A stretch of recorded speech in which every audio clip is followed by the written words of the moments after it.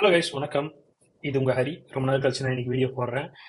இன்னைக்கு வந்து நம்ம greatest of all time the GOAT இளைய தளபதி நடிச்ச புது படத்தோட ரிவ்யூ பார்க்க போறோம். ரிவ்யூன்னு சொல்லலாம், இல்லை ஒரு அனாலிசிஸ்ன்னு சொல்லலாம். ஸோ முடிஞ்ச அளவுக்கு நம்ம இந்த படத்தை பற்றி ஒரு பாசிட்டிவ் மைனஸ் அண்ட் நியூட்ரல் விஷயத்தை வந்து நம்ம ஒரு டைசெக்ட் பண்ணி பார்ப்போம். ஸோ அதனால இந்த வீடியோவில் ஸ்பாய்லர்ஸ் இருக்கும். நீங்கள் படம் பார்க்காதவங்க வந்து தயவு செய்து இந்த வீடியோவை ஸ்டாப் பண்ணிட்டு படம் பார்த்துட்டு வந்து பாருங்க. நீங்கள் படம் பார்த்தீங்கன்னா fine. So let's dive into the video. இந்த வீடியோ வந்து என்னோட தனிப்பட்ட ஒரு ஒப்பீனியன் தான். ஸோ வந்து உங்களுக்கு வந்து ஒரு சில விஷயம் பிடிக்கலனாலோ இல்லை பிடிச்சாலோ வந்து ஃபைன், இட்ஸ் ஓகே. நீங்கள் வந்து அதே மாதிரி இந்த வீடியோ பிடிக்கலன்னு தயவுசெய்து டிஸ்லைக் பண்ணுறதுக்கும் நீங்கள் fine, I am open to that. But உங்களோட தாட்ஸை வந்து இந்த கமெண்ட்ல வந்து நீங்கள் தயவுசெய்து ஷேர் பண்ணலாம். பட் இது let's go into the video. முதல்ல வந்து பார்த்தீங்கன்னா மைனஸ் டிஸ்கஸ் பண்ணிடுவோம். இந்த படத்தில் இருக்க ஒரு நெகட்டிவிட்டிஸ் சொல்ல வேணாம், பட் ஒரு ஷார்ட் கமிங்ஸ் அதை பற்றி டிஸ்கஸ் பண்ணுவோம். So first and foremost, VFX. இந்த படத்தோட பட்ஜெட் பார்த்தீங்கன்னா 300 to 400 crores ஒரு எஸ்டிமேட் இருக்கு. ஸோ அவ்வளோ பட்ஜெட் உள்ள படத்தோட வேல்யூ இருக்கும்போது விஎஃப்எக்ஸ் பார்த்தீங்கன்னா தியேட்டர்ல பார்க்கும்போது படு வீக்கா இருக்கு. ஸோ இந்த விஎஃப்எக்ஸ்ன்னு சொல்லும்போது நான் வந்து டிஐஜிங் விஜய் அதை அவரோட டிஐஜிங் விஜய் அதை பத்தி நான் பேசவே இல்லை. ஸோ அது தனி தனி விஷயம். விஎஃப்எக்ஸ்னு பார்த்தீங்கன்னா ஃபர்ஸ்ட் சீன்லேயே வந்து நம்ம கென்யாவை காமிச்சிருப்பாங்க. கென்யாவில் வந்து ஒரு பாம் பிளாஸ்ட் நடக்கும். ஸோ அதில் வந்து ஹெலிகாப்டர் வச்சு அப்புறம் பிரபுதேவா வந்து ஒரு ஒரு வெஹிக்கிள் வந்து இது பாமா தூக்கி போடுவார். ஸோ இது மாதிரி விஷயங்கள்லாம் நடக்கும்போது அந்த ஹோல் ஸ்டன் சீன், அதாவது கம்பார்ட்மெண்ட்டுக்குள்ள இருக்க stunt scenes are fine because that is top notch.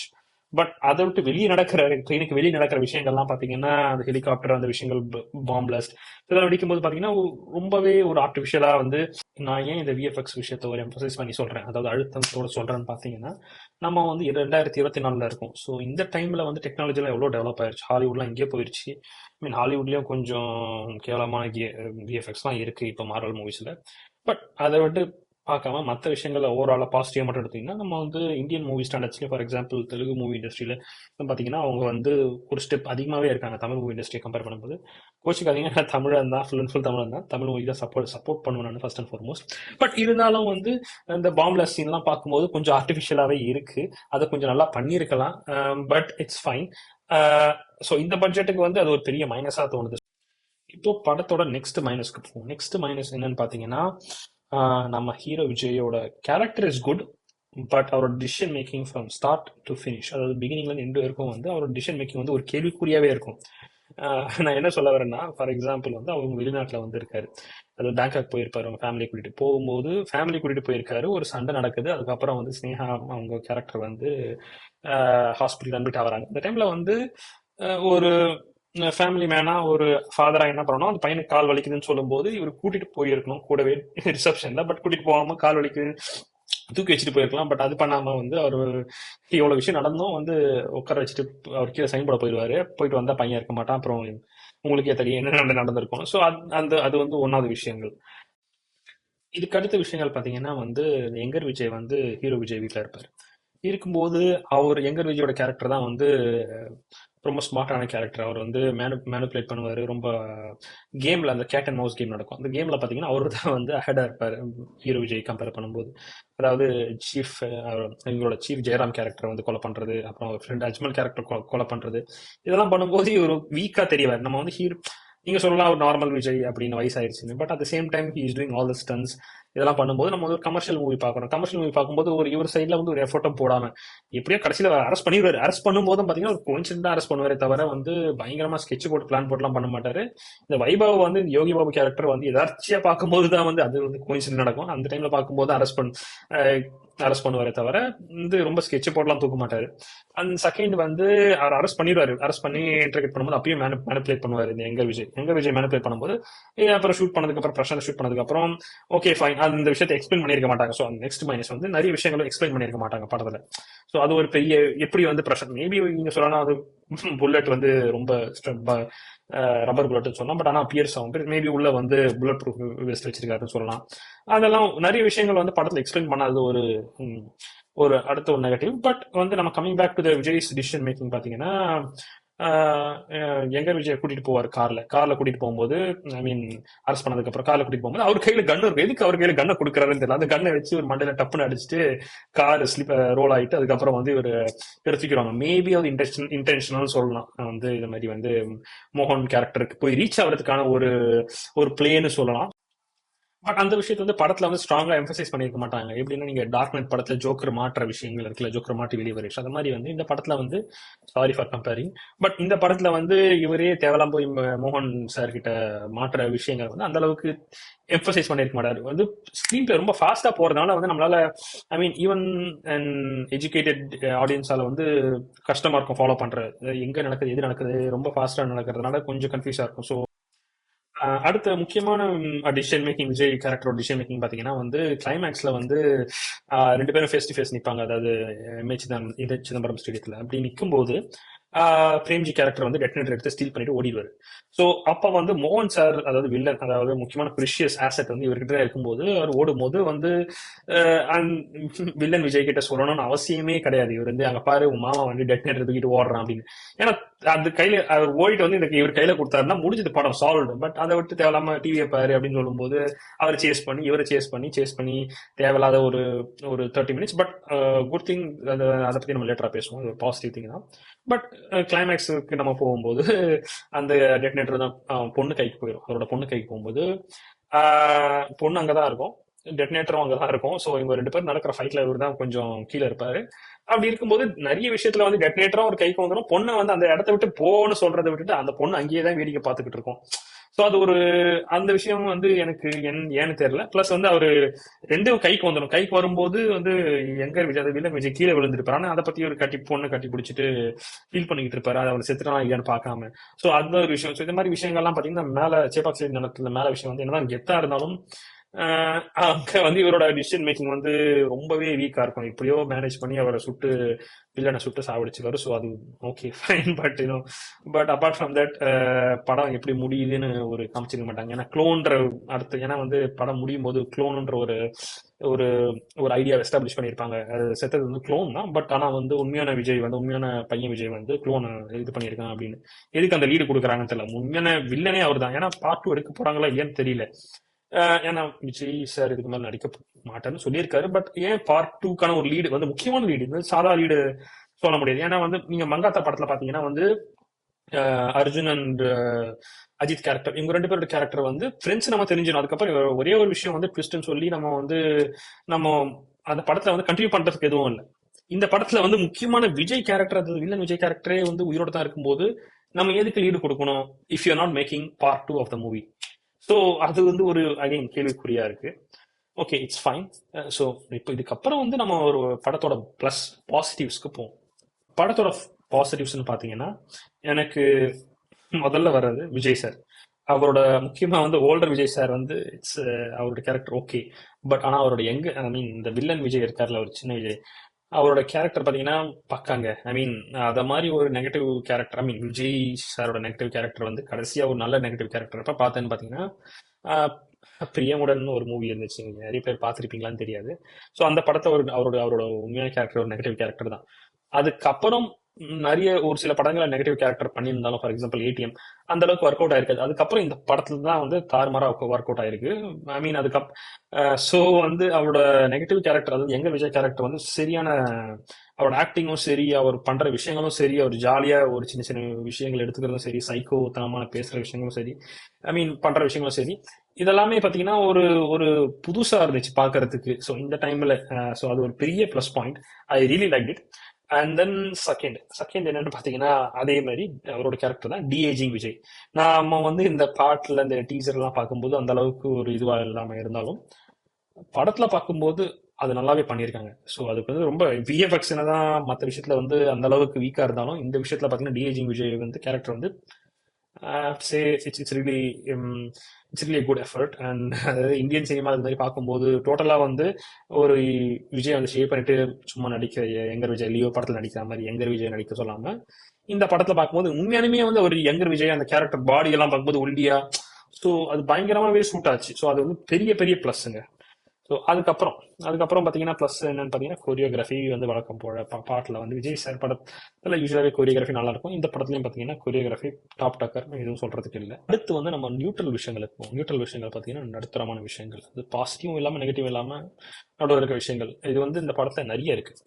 So முதல் விஷயம் பார்த்தீங்கன்னா படத்தோட லென்த் 3 ஹவர்ஸ் அப்படின்றாங்க. 3 ஹவர்ஸ் போது நிறைய பேர் கம்ப்ளைண்ட் பண்ணியிருந்தாங்க இது ரொம்ப லென்த்தியா இருக்கு, இன்னும் கம்மி பண்ணியிருக்கலாம் அப்படின்னு. என்ன பொறுத்த வரைக்கும் அது 3 hours சொல்லும்போது it's not a lengthy movie because the screen play was very fast, ரொம்ப ஃபாஸ்டா இருந்துச்சு.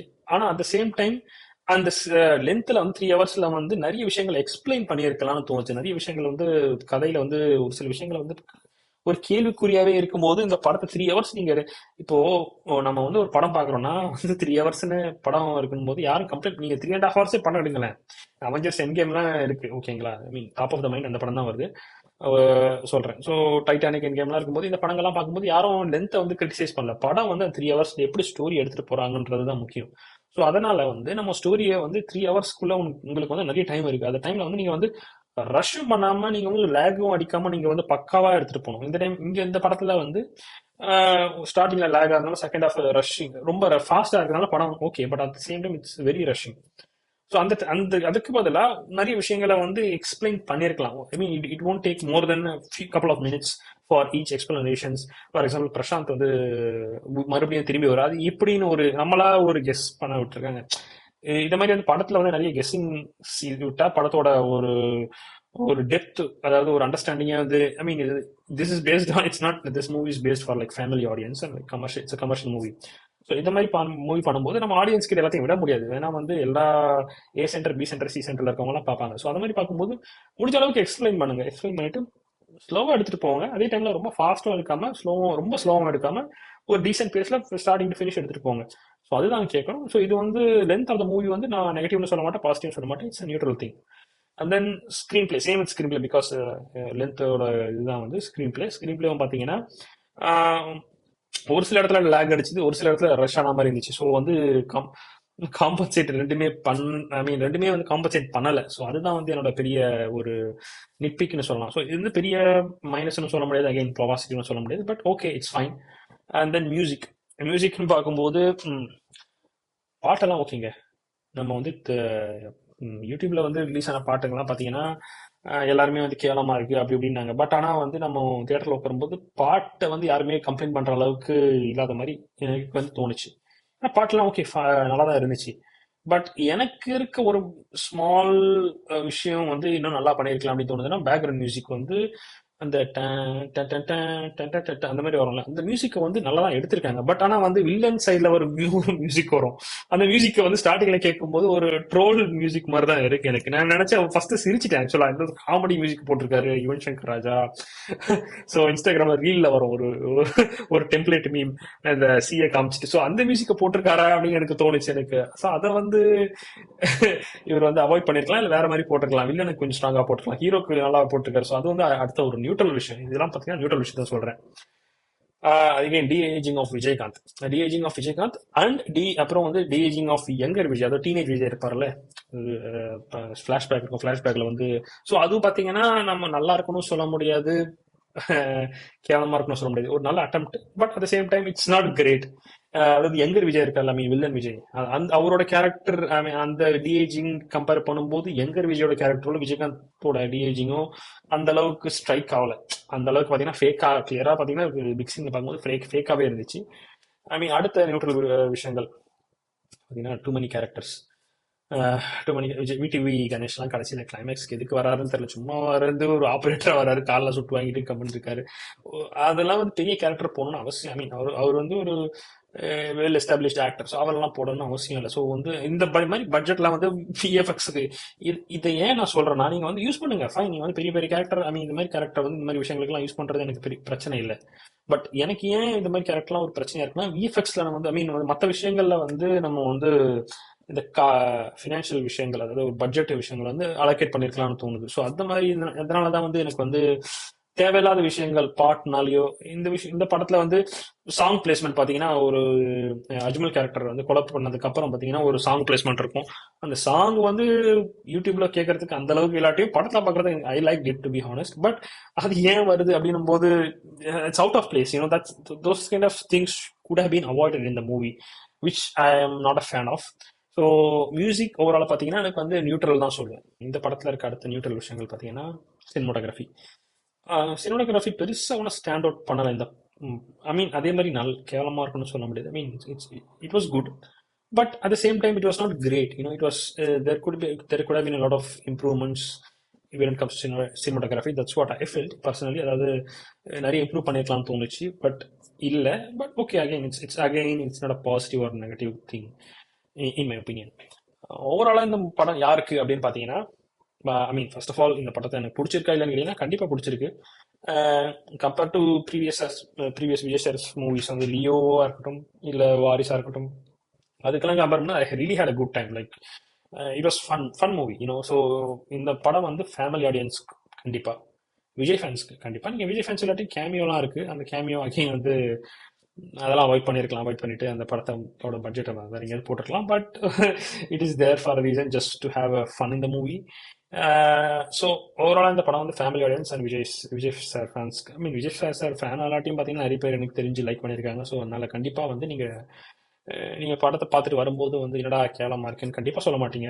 இந்த படம் வந்து ஒரு நல்ல ஒரு ஃபன் படம், நீங்க போயிட்டு என்ஜாய் பண்ணிட்டு வர படம், கண்டிப்பா ஒரு நல்ல commercial movie. But they could have used the potential of this movie to be great. I mean இந்த படத்தோட பொட்டன்ஷியல் வந்து நிறைய இருக்கு என்ன பொறுத்த வரைக்கும். பட் அதை யூஸ் பண்ணாத விஷயம் தான் வந்து it is and above average movie in my opinion. இது வந்து ஒரு அபவ் ஆவரேஜ் தான் என்ன பொறுத்த வரைக்கும். ஸோ பட் ஓவராலா இந்த படம் பாத்தீங்கன்னா வந்து எல்லா விஷயம் காக்டெயிலும் இருக்கு. ஐ மீன் வந்து பெட்ரேலும் இருக்கு, பாத்தீங்கன்னா வில்லனிசம் வந்து பயங்கரமா காமிச்சிருந்தாங்க.